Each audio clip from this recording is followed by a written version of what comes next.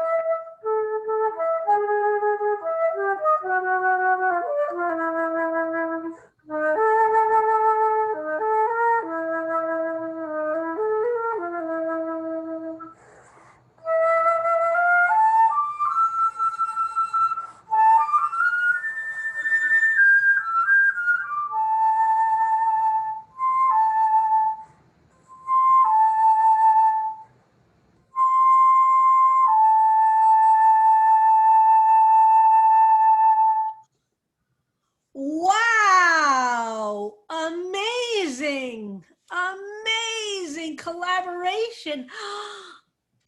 It takes my breath away. Wow. So all three of you. So Randy, this was your idea?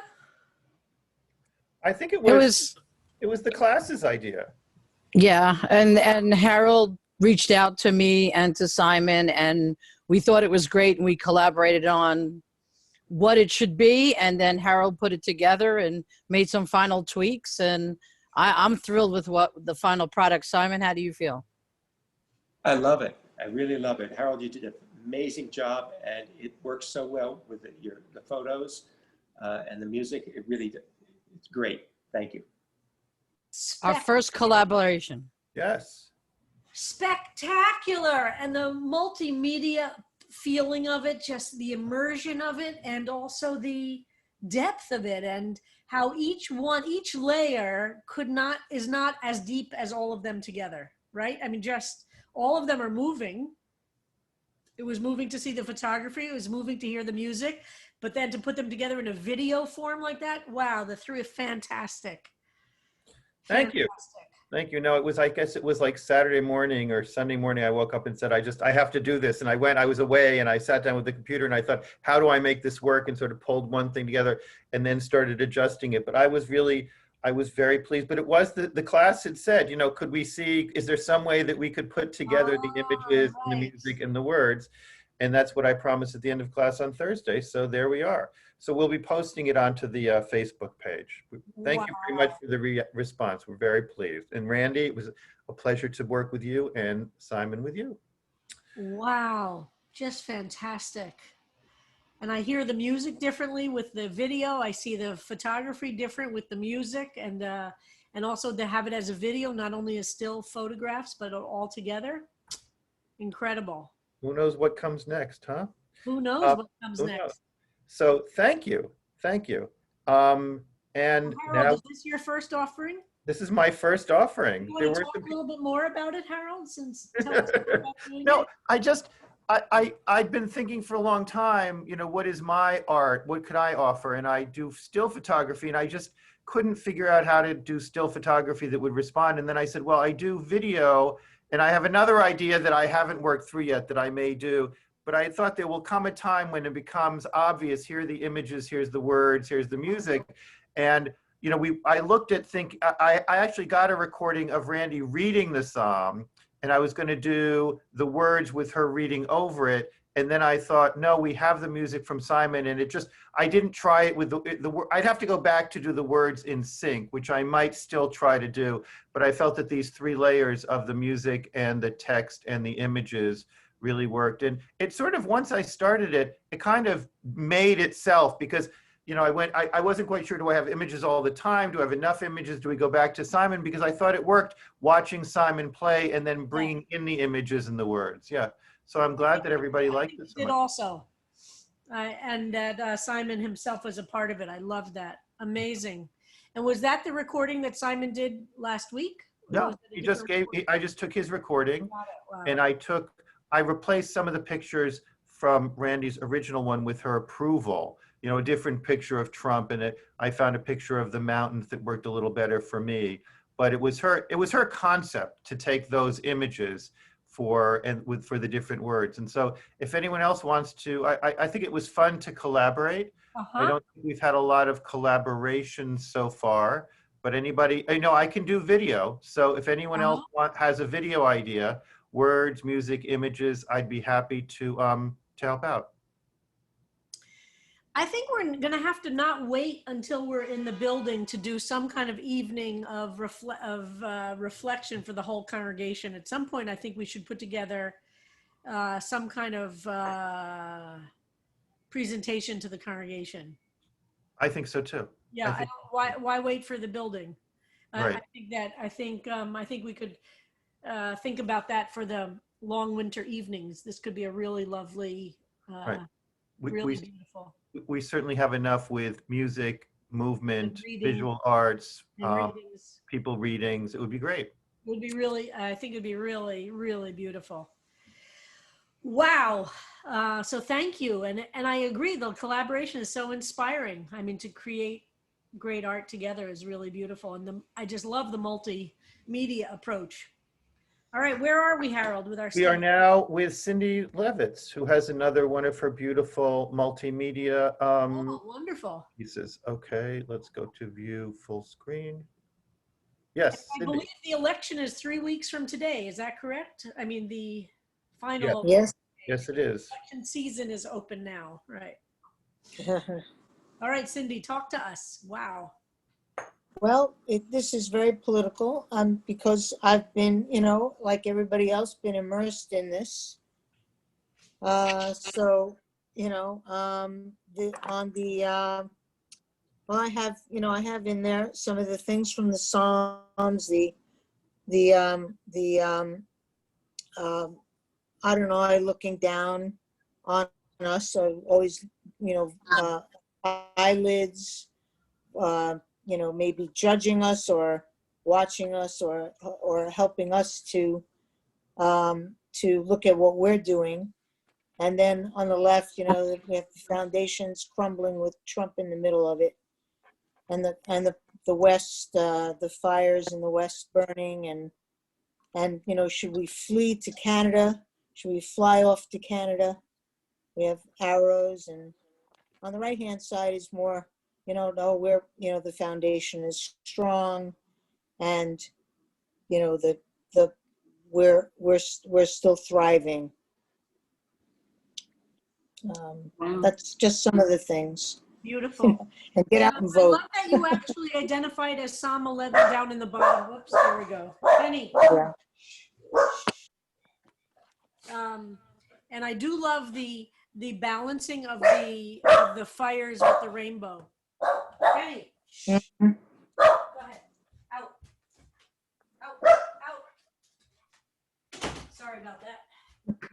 I love the balancing of the fires and the rainbow. Yeah. And both are obviously both natural and affected by human stuff. Right. Beautiful. Right. Yes. So there, you have the natural world on the Yep. left, which is being destroyed, and on the right, which is, together and beautiful. And if we vote, maybe we'll keep it. Beautiful. Just beautiful. And also very much a piece of art of this moment in time, which is very powerful to have, right? Something that really comes out of this moment. You look at it, the moment we're in, and we'll look back on this with whatever lens we have in the future to look back to remember. This helps us to really deeply connect and remember to the moment we are in. There's no mistaking it. Beautiful, Cindy. I love it. Thank you. Yeah, on the right-hand side, the colored blocks on the bottom were more my thought of the foundation that's intact, or building the foundation. Well, and I love that they're rainbow colors. Yes. Beautiful. What is this object here for you, Cindy? What object? It looks like a millstone. It's Right next to the below bird. the rainbow. Oh, that's actually like the eyeball. Oh, an eyeball. Okay. The eyelid up on the rainbow is Oh, part of okay, yes. the Oh, and this becomes an eyelid. Oh, yeah, the it's rainbow part of- becomes an eyelid with the eyelashes. right. You have so many levels of meaning in all of your things. And this is exactly the waves that are on the envelope for the election mail. I'm looking at mine right now. Yes. Down to Yeah. the red tie, and then they become waves of water down here. Right. Wow, Cindy, it's amazing. All right, now we go to some Thank you. tech. Sasha Soroff, are you here? I am. All right, Sasha, let me pull up your offering. Okay, view full screen. Feel honored to be in such creative company. All right. Thank you. For humanity, a psalm of history. With our long necks, we reached up and munched on leaves. With our thick armor and spiked scales, we tussled amongst ourselves, the ground shaking with the thud of our dense bodies. With our fearsome teeth, we dispatched with our prey. Time was ours. Pangea and its plated offspring were ours. Our jubilant cries filled the valleys, the plains, the forests emerging out of swamps. Then came the fire and brimstone. Were we not pleasing to the one who watched from on high? Did the Creator's critical eye not revel in our exquisite diversity? Were we not wondrous to behold? The blazing coals and sulfur consigned us to fossils over decades, centuries, millennia, freezing us out, starving us out, suffocating us, as our winged siblings soared above us, seeking refuge in the hills. We were reduced to skeletal arrangements, subject to the naive oohs and ahs of a future kind. Those who would look back at us and introduce crudely anthropomorphized slee stacks into our midst, or turn us into cuddly cartoons and plush stuffed animals, or imagine us to be rampaging monsters mindlessly bent on destruction. You fear us. You should. We have seen the heavens unleash Armageddon. How will you, in your hubris, in your grandiose bellicosity belying your terrible fear, not bring it upon yourselves? Behold, we were the evolved foundations of this planet, life writ large. Now, we are a casualty of history, we have been crushed by the cruel machinations of a distant deity. The one who has relentlessly pursued a transcendent species. The one awaits your discovery of that which is good and whole and interconnected before it is too late. Take heed of our cautionary tale. This is the time for teshuvah. This is the instant for agape. This is the moment for menschlichkeit, for maitri, for metta. Turn your faces toward one another, that the divine face is at last revealed. Let grace be your evolution. Wow. Speak to us. So powerful. Speak to us. There's some words there I don't know, so I'm going to ask you about them, but speak to us about this, Sasha. Gorgeous. Thank you. I didn't know where fire and brimstone came from. And so as I was thinking about fire and brimstone and like the whole world and mythology that has emerged so punitively out of like that fire and brimstone mentality, for some reason I started thinking about dinosaurs, and that it was like fire and brimstone raining down and ending that, and that humanity like has this capacity to self-inflict that. Mm-hmm. And so what if righteous deeds, like what if God is watching us, waiting for us to turn toward each other? Mm. Like what if that is what is righteous? Mm-hmm. Not about doing the laws or whatever. These things are important, but like it's really at the heart, right? This idea that we care about each other, all of us. So, yeah.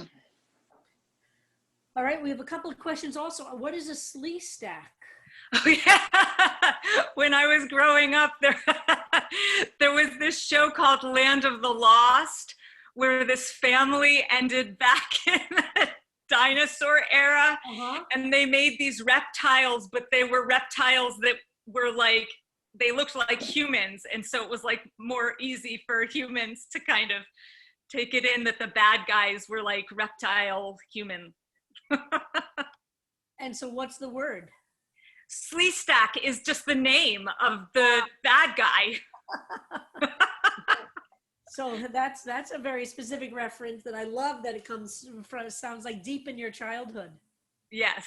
And I love your interweaving of different traditions here. That's so beautiful. And I think that's the point, that in any religious tradition, there's a deep truth underneath that's going to have nourishment for all different traditions. And sometimes some ideas are easier to get at from other traditions, like using metta in the way that you did there. Do you want to talk a little bit about that and what that means to you? Yeah. I thought it was important, if I'm imagining this idea of all of humanity, that it not just be English, that it not just be my tradition, that it include others. And I'll just say, as I've learned from Dennis Dalton, that agape is wonderful because it's love for all humanity and love for God, but maitri is for all beings. So that is like the fullest expression, and the metta, the loving kindness that may all beings in Buddhist traditions, may all beings. Beautiful. So I don't know if everybody knows, but Sasha and I both went to Barnard College at different years, but we both had the same teacher who remains a very important person in my life and in Sasha's life, Dennis Dalton, who was a Gandhian, and from whom I learned everything I know about Gandhi and Gandhian philosophy, and continues to influence me deeply to this day. So Sasha and I share that very profound, we are both students of the same teacher. Very. Sasha, I've actually thought about in this. He lives in Portland, Oregon. He's still alive, thank God. I've actually thought about bringing him to CBST now that we can do everything via Zoom, and he could teach a class here. He's really well. You are his favorite rabbi, and I have no doubt he would say yes. He's a master teacher. In addition to the field that he's one of the greatest living experts on Gandhi and on political theory in general. But he continues to be an amazing human being in the world. His books are great, but his lectures are much better even, I think. Don't you think, Sasha? Oh my God, superb. Yeah. All right, well, thank you for that. Thank you. All right, now we have Linda Solomon. Linda, are you ready? Now I'm ready. Mine is a little different. It goes in a very, very different direction, and that's the idea of it. Mama says to me, "Go, my Fagala, fly to the mountainside." I say, "Mama, why are you sending me away? Where shall I go? Who will save me?" She says, "Go now. Do not look back. They will get you with their bayonets and bullets. They only want to hurt you. I cannot abide their evil ways. Look to the hills. Adonai will not abandon you. Adonai will go with you, my darling child." She pushes me out the door, and I run as fast as I can to the hilltop overlooking our village. I look down and see that our house, has crumbled. And the shul, it too is just stones laying on the ground. All of our village, my home, is no more. It is all destroyed by the evil ones. My tears flow. What can I do? I look to the river near our village. There is a boat. I run down and I grab the boat. I hide under a blanket and let the boat take me down the river. When I arrive at the sea, I am tired and hungry, but I cannot stop to rest. I pray to Adonai, "Please save me." Adonai sees me, and I see Adonai sitting in this palace looking down at me. Adonai knows that I have been a good child, a righteous Jewish child who has learned the ways of good. Adonai looks angry. I think Adonai is angry because the wicked ones have destroyed my village and my mama and my rabbi and all the righteous Jews of our village.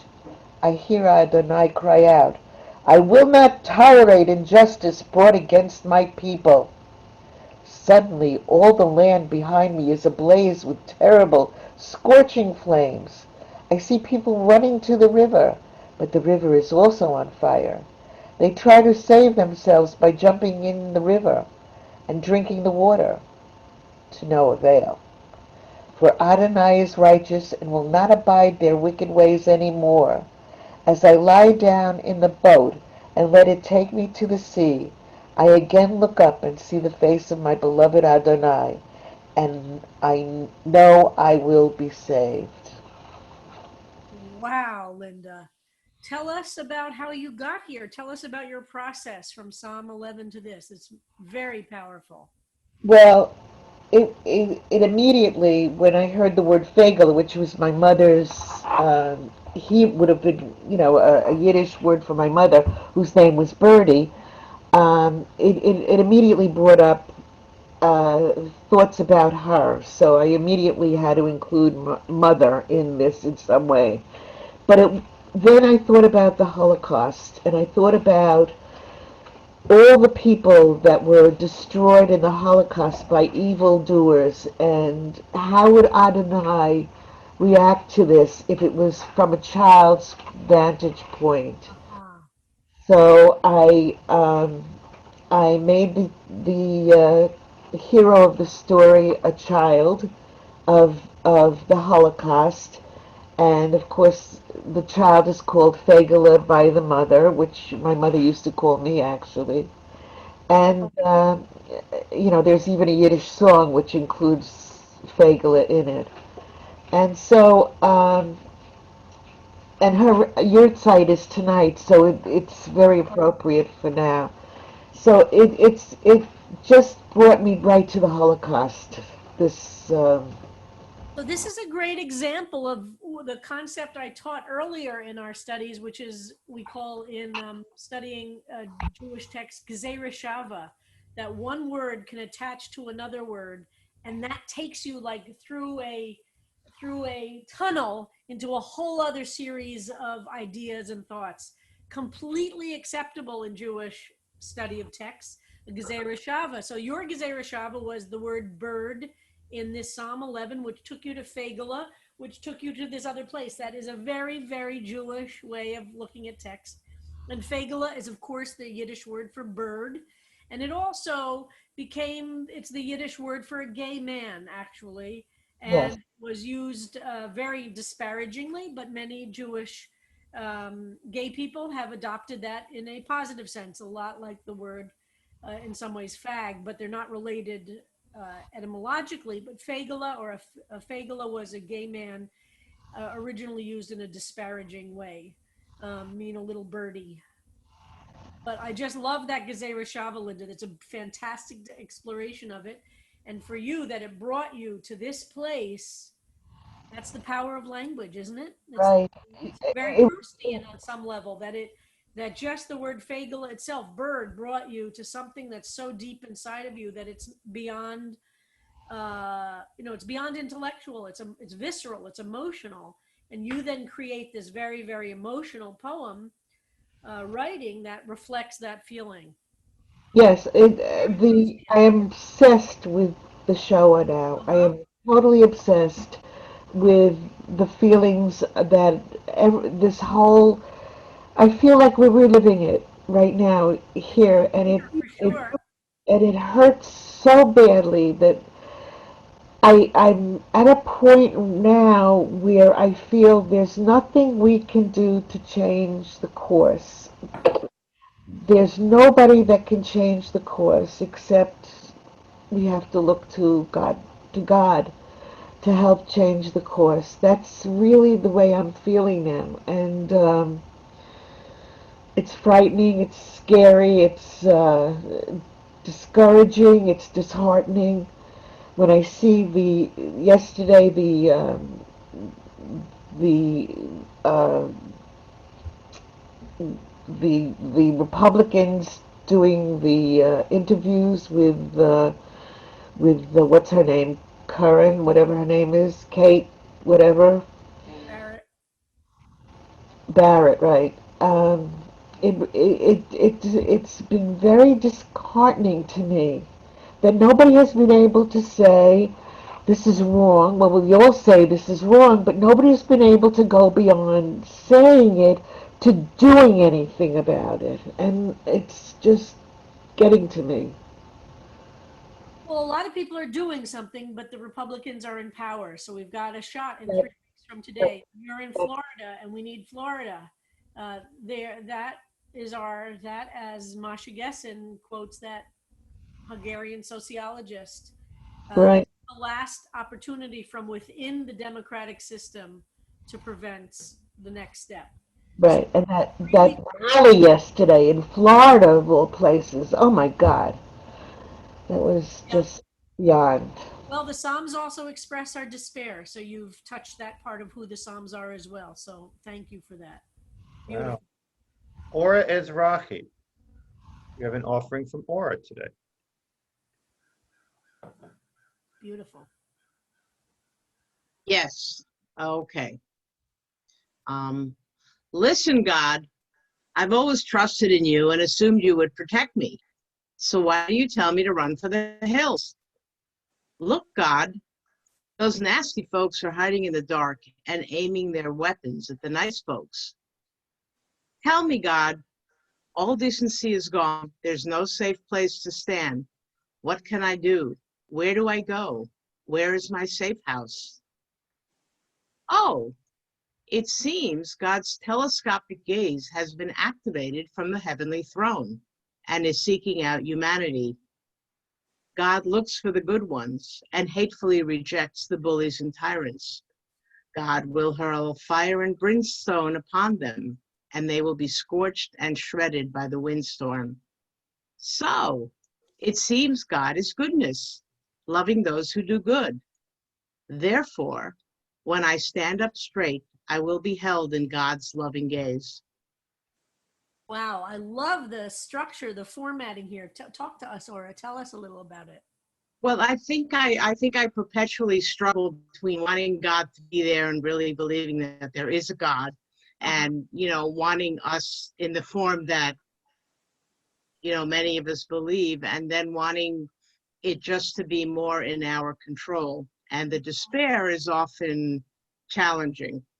Which is why it's been hard for me to write a lot about the Psalms. Yeah. Because sometimes I just experience too much whining and pleading, and it doesn't sit well with me. So I decided, okay, I'm just going to go with the structure of the original and see what comes out of me.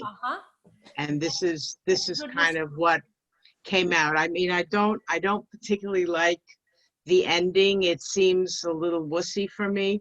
I don't really feel, a really firm, strong belief, but I have to, assume a virtue if you have it not. I have to say the words and and just believe in them for whatever moment I can. That's a powerful part of the Psalms. I love the structure. So tell me about the bolded and exclamation marks. How did you? Oh, I think it's kind of like what the, it's like, hey, what are you doing over there? I don't get it. Good. It's kind of like, what the hell's going on? And then there's this little turnaround, I think, which is not quite the fulcrum in the Psalm, but there is the turnaround. So I have to be, I'm surprised by that. It's like, oh, that's what's happening.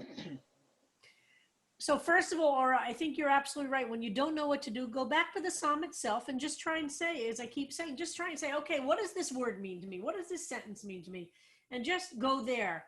But I love the exclamation mark, bolded stuff. Also, the chutzpah of it is very, very Jewish, right? Listen. Thank you. Oh, yes. God, tell me, God. I love that. I think that's and that captures a certain voice of the psalmist, which I really appreciate, putting it in basic English. And then I love, tell me, God, all basic decency is God. There's no safe place to stand. What can I do? Where do I go? Where is my safe house? That's very powerful. And I think that expresses some of what Linda was just saying in her psalm, in a different way, that sense of, okay, where is their safety? Where, hello, God, you're supposed to be in charge. Hello. I like the chutzpah of it and the little flippant chutzpah there. And also you're saying something very, very, very profound. Beautiful. Thank you, Aura. Keep doing this. Yes. So while we're waiting, I think we only have 1 minute and we're waiting for Rabbi Rapport. Yeah. But in that, Sarah Siegel mentioned a lullaby that talks about, in Yiddish, talks about the Fegela. Sarah, are you here? Yeah, it's so short. Tell me, anybody, if you've heard this. It's Schlaf mein Kind und mach deine Gelach, luli, luli, lu. Schlaf mein Kind und träum von Fegelach, luli, luli, lu. And it's dream of little birds. Close your eyes and dream of little birds is the main point. My dad. Lulu is very familiar. Right. Well, there are several Yiddish songs which play on this theme, but the one that I'm reminiscent with is Schlaf mein Fegele, mach sie dein Egele, Lulu. And then it goes on. I don't know, we may need to record these with a little video of a bird. I know, there might be a whole other. Yeah, Fegel is a very popular word in Yiddish and used a lot in poetry, and that's why it didn't only have the disparaging gay men nature to it. It was it's a very Fegel as a sweet, and also it was used as a diminutive, like as you just said, to call somebody your fegula or your would be a very loving thing to say. Yes, my loving child, my little bird. Yeah, it was. Like a Quetzala, fegula, all those are very. Robin Baslaw, you bring up a poem by Natalie Diaz called "Of Course She Looked Back." Do you want to tell us about that for a second? Sure. So in it, she's referring to Lot's wife as everything is going to hell in a handbasket. Of course, she looks back. She's, Lot's wife is unnamed. We only know her as Lot's wife, but that she's forced to leave, and there's all this destruction and that connection to where she once was. There's a really great poetry site. I think it's called like Poetry or something like that. And that was today's poem. So just that relationship to that which we leave. The other thing I just want quickly mention, Harold, then I sent the link to you, is that there was a piece on over the weekend on NPR that Michelangelo's David, his ankles are weakening, and the whole statue is about to crumble, and responses to that. And it really made me think about our class and what's happening here. So Robin, you should feel free to go to the Facebook Psalms class page and post that. Do you know how to do that? Just post. No, we can talk afterwards. Both of these, and anyone who comes up with a YouTube video about what are these little fegula things. And all I will say, as we welcome Rabbi Rapport, is that we have another fegula poem with which we will start tomorrow.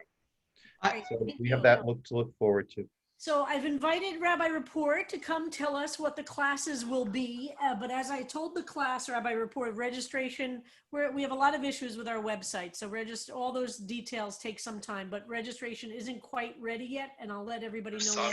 All of them, apparently all of them were involved. Please put yourselves on mute. But Rabbi Rapport will tell us all about Lair House Judaica for this coming semester. Absolutely. So classes are going to begin the first week in November. Where the focus, as it was with the summer, is largely but not exclusively on the Hebrew language. Our summer Hebrew classes are going to pick up literally right where they left off.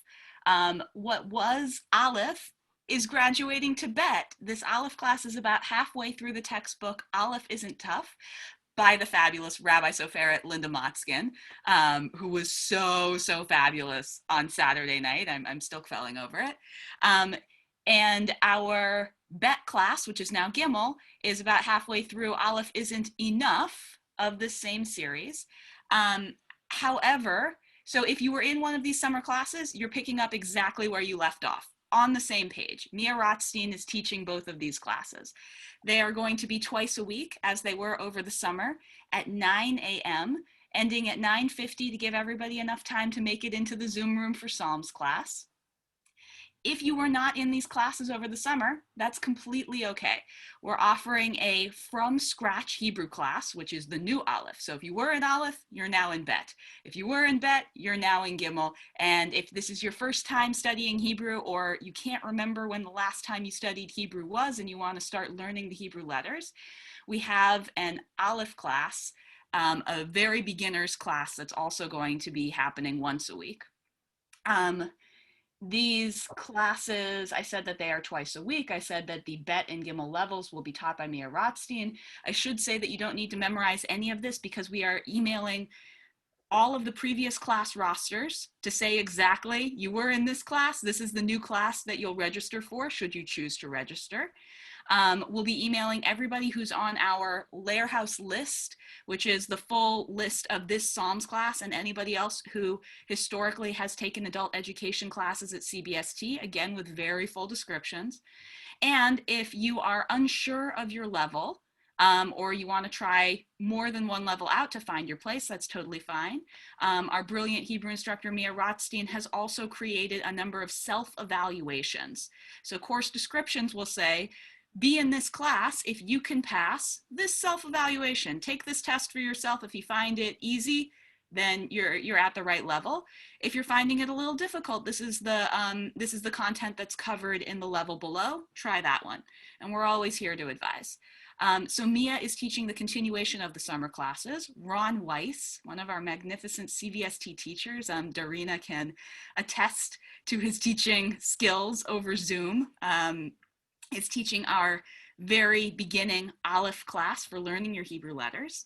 And then I'm going to be teaching a once weekly evening class, which is advanced intermediate. This is going to be a study of our Hebrew in Sidor B'chol Levavcha. This is very specifically prayer book Hebrew, but we're also going to be bringing in the other Hebrew text that we use as prayers at CBST. This can include poetry and prose found in the Sidor. And we're going to be talking about how Hebrew has changed as a Lashon Kodesh, as a holy tongue over time, the differences that you can see between biblical versus Mishnaic versus Talmudic versus the very genesis of Hebrew as a modern spoken language, and then the Hebrew that is, poetic and Israeli authors are using, and some excursions into what non-binary Hebrew would look like in a couple of these prayer contexts. Talking about CBST's innovations with liturgy that are so closely tied to the tradition, but take a thoughtful departure to be more representative of the spectrum of gender, sexuality, and life experiences that our prayers in their original form might not have encompassed. So to be in my class, you need to be a fluid Hebrew reader. You need to be able to read Hebrew letters and vowels pretty comfortably. You don't need to be fluent. You don't need to know what everything means, but you need to be pretty comfortable seeing a Hebrew text, sounding it out, and being able to recognize some root letters in certain words. So for instance, if you see the letters Shin, Bet, Tav, and you think, oh, that looks like Shabbat, you know that this word has something to do with the idea of rest, whether it is Shabbaton, a whole weekend of rest of Shabbat, or whether it's Shvita, which is the Hebrew word in modern Hebrew for strike. But being able to recognize those root letters and say, I see a connection here. There will be a self-evaluation for you to decide if this class is at your level or not. Everybody is welcome to come try it out. Everybody is welcome to hang in, but we will not be going back over, and what is this Hebrew letter in this particular word of this particular prayer, because we want to focus on some higher levels of understanding and connection with these beautiful texts. Finally, we have a couple of content topics classes. Rabbi Moskowitz is going to be restarting his Pirkei Avot class. If you were in Rabbi Moskowitz's Pirkei Avot class, which was daily from 4 to 5 p.m., studying the ethics of our ancestors, these beautiful gems of wisdom, usually just a sentence or two long, from the very beginning of our Gemara, of our Talmudic tradition. He is starting where you left off, which is about halfway through the book, but the lucky thing is it's not chronological. You can start in the middle of the book and still derive all this beautiful wisdom and background without having ever attended the class before.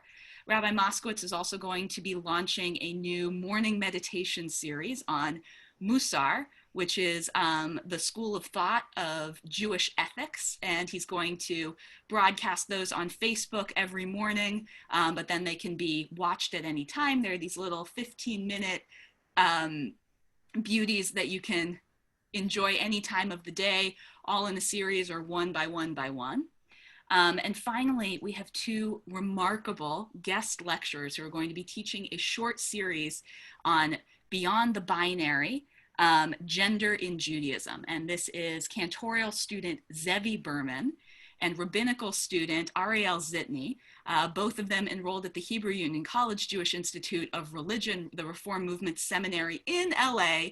But because they're in LA and Zoom exists, we can have this remarkable class being taught at CBST. This is going to be a 3-session series this fall semester, and then in the spring semester, they're going to co-teach on another topic. That was a lot of information. So there were questions, Rabbi, if you could repeat just the schedule so we could put it into our databases, our calendars. Absolutely. So the continuation of Hebrew classes are weekday mornings at 9 a.m. what is now Bet. That means if you were in Mia's Aleph class over the summer and you'd like to continue, you're about halfway through Aleph Isn't Tough. You've learned about half of your Hebrew letters and vowels and you'd like to continue in that class. That's Monday and Wednesday at 9 a.m. And what was the Bet level class, the beginning intermediate class working through Aleph Isn't Enough with Mia, is Tuesday and Thursday at 9 a.m. Ron Weiss's beginning Hebrew class, Learn Your Hebrew Letters, either from scratch or Remember What You Lost, is Tuesday evenings, 6 p.m. And then my prayer book Hebrew class, which I have a better name for it that I can't remember what I put into the registration form, is going to be Wednesday evenings. At what time? Yeah. 6 p.m. 6 p.m. Yeah, Rabbi, the original Aleph class was on Tuesdays and Thursdays. Are you saying that that's changed to Monday, Wednesday? I am. Okay. And this is, so all of this is going, I'm so glad people are so excited. Let me tell you all about these classes. There is a clear registration page that has all of this laid out. I wanted to wait until I could come and drop the link into the chat so that everybody could go register right away. We are still working on the page. I don't know if some of you, we had testers for our registration page last time because we have so many wonderful classes that it was really overwhelming to figure out which one you wanted to take and what time it was going to be. So we're working through that again. We've got this draft page, but we want to have people actually test it out and make sure that it's comprehensible to somebody who hasn't been looking at it for 6 hours at a time trying to make all of the back end coding work. One of the reasons why it's such a complicated web page is because these classes are at a contribution level that you determine. There is no set tuition for these classes. We are happy to make a suggestion of what we think such a priceless learning experience cost, but truly, you can pay what you wish for these classes, just like it was over the summer. This is a moment in history when we are so moved and inspired and delighted by the number of people who want to be doing Jewish learning at, Harold lovingly called it CBSTU, and we want to make sure that it's accessible to everyone. So in spirit, that is a really important value to us. In practice, it makes a very complicated web page on our system. So that's why it's taking more than a minute, and I apologize for that. The Gender in Judaism class is going to be on Thursday. It's Ariel and Zevi are confirming with me when their class schedule allows. all right. So Is that the couple that did the trans service for Pride? Yes, exactly, Devorah. I can't even see you, and I know you're there. It's like my faith in God. So yes, Zevi and Ariel led our Trans Pride Shabbat this past June, the first week in June. Zevi was the cantorial intern who was our Ba'aleh Tefillah. If you want to learn about this non-binary Hebrew noun form, Zevi and Ariel are great people to talk about this with. And Ariel was the drasha that evening. He spoke really movingly about, They were amazing. Yeah, they were really absolutely amazing. So they gave me food for thought. Zevi is going to be participating in 6 Friday night services this year as well, every other month roughly, starting in, I guess, October. Well, this is October, so I guess starting in November. So we'll have their voice as well on Friday night services. So we're looking forward to that. And Rabbi, for which week do these classes start? The very first week of November. So Monday, November, we figured, election week, you should have something to focus on. So Monday is November 2nd. Okay. And it starts that very first week. These are 8-week semesters. So uninterrupted for 8 weeks. As many of you can attest to your experience over the summer, when learning a language, it is essential that you show up and you take it in. We will be recording the classes and putting them on the website in a special archive page that if you took the classes over the summer, this is a tool that we used before. So you will be able to watch the courses on your own time. However, especially for our Hebrew language learning, those twice weekly Bet and Gimel classes that are continuations from the summer, we really, really recommend it is best for the learner that you're able to attend all classes as much as humanly possible. We'll take a little break in midwinter and then we'll come back for another 8-week spring semester. And just one, so, and you think that the registration will open when, Rabbi?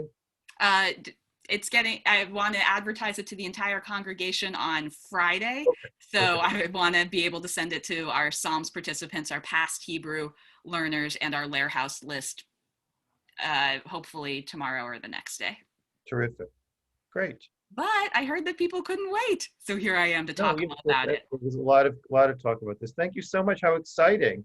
And I think that current class recordings will probably not remain on the site, but if there is demand for it, so Marcia, if you want to email Jessie, jcats@cbst.org, we can make a dedicated YouTube channel about them.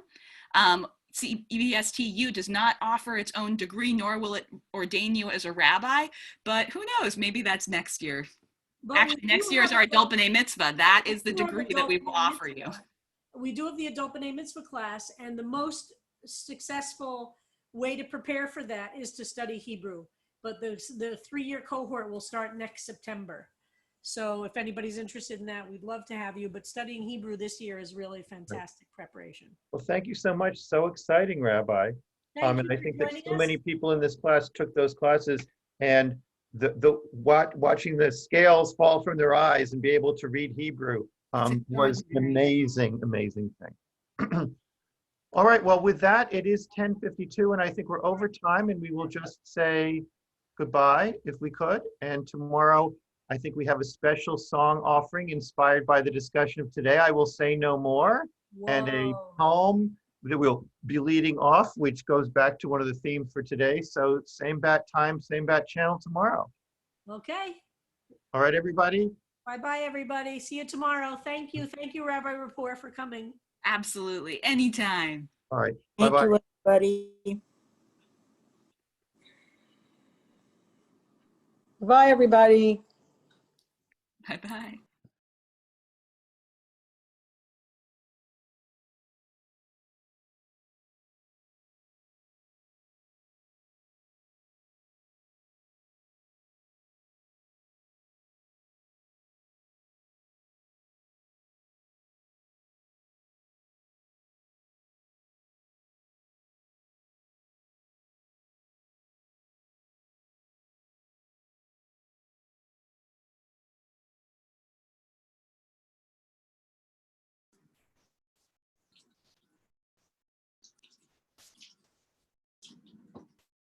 You have so many Zooms.